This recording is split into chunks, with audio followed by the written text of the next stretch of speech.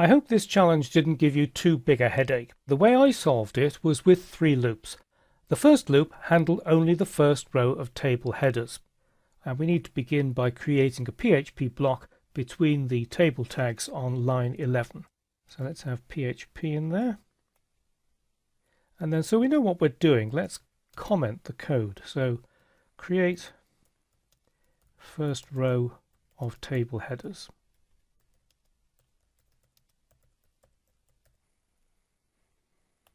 And we need to start the table row and create an empty table header for the first cell.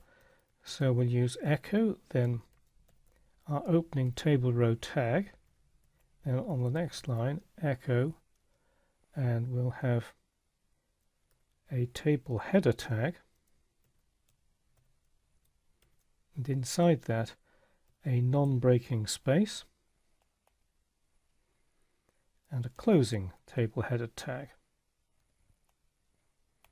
Next we need to create a loop to populate the rest of the row with 12 table header cells, each with the number from 1 to 12. I used a for loop and I wondered what to use as the counter. Should I use I or J? And I decided in the end that to make the code easier to understand, I would use col, standing for column, as my counter. So for, and then I initialize col at 1. Then we need the condition, which will be col is less than or equal to 12.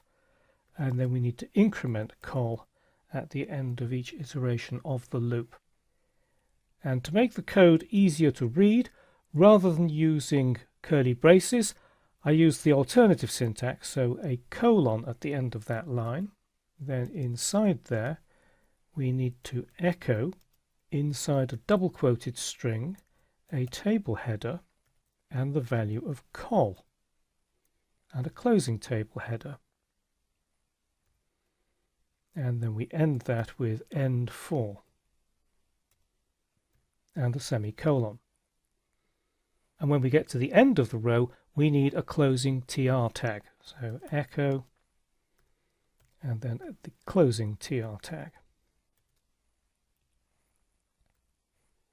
So that part is fairly straightforward. It's a simple loop that creates all the table headers in a single row. Next we need a loop for the remaining rows. So let's start with another comment. So create remaining rows. And this will also be a for loop. The first expression inside the parentheses will initialize 2 counters, not just 1.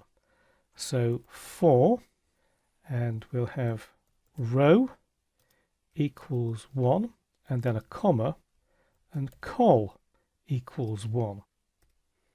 Then our semicolon, and the loop needs to run until we've created 12 rows. So it'll be row less than or equal to 12, and we need to increment the row after each iteration. So row plus plus. And again, I'm going to use the alternative syntax. Then inside that for loop, we need to begin the table row. So echo, then we have our tr tag, the opening tr tag.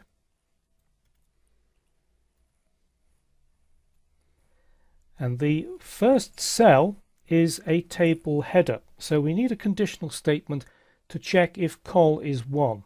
If it is, we create a table header with the row number in it. So let's have another comment to explain what's going on. First cell is a table header. So if col is equal to 1, then we'll use the curly brace syntax here. Echo, then in double quoted string, our opening th tag, our row counter, closing tht tag. Then after that conditional statement, we need to create another loop to display the remaining cells in the row, and each cell needs to display the result of multiplying the row number by the column number. This time I'm going to use a while loop. So while col is less than or equal to 12, and then we'll have the colon after that, Then inside there, we'll echo, we need an opening TD tag.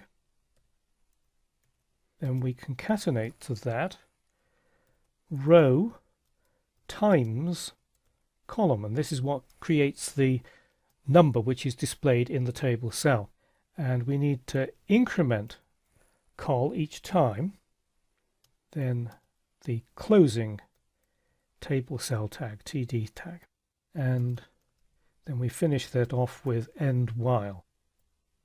Now we're using the increment operator here and we're multiplying. Remember that putting the plus plus after the variable performs the calculation first. So the first time the loop runs, col is 1.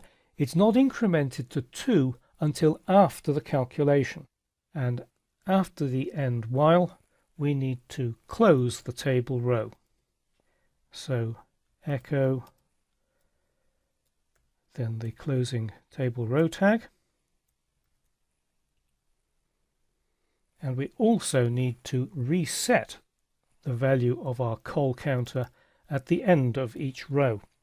So let's have another comment. So col equals 1. And there's just one last piece of code that we need, and that is to close the for loop that builds the last 12 rows of the table. So end for and a semicolon. And that, believe it or not, is all the code that we need. So if we save that and then load this page into the browser, there is the multiplication table. Even if you weren't able to come up with a solution to this challenge, I hope you found it useful to see how I broke the task down into smaller pieces. Let's just go back to the code. First, we had a single loop that created the first row of table headers. Then we had a second loop, this for loop, to create the remaining rows, and nested inside that second loop was another loop, a while loop, that created the cells for the current row. This solution brings together in just over 20 lines of code several important features of PHP: loops for repetitive tasks, conditional statements to execute different code, basic arithmetic, and outputting HTML. Although this produces a multiplication table, you'll find the same techniques being used all the time when generating dynamic web pages with PHP.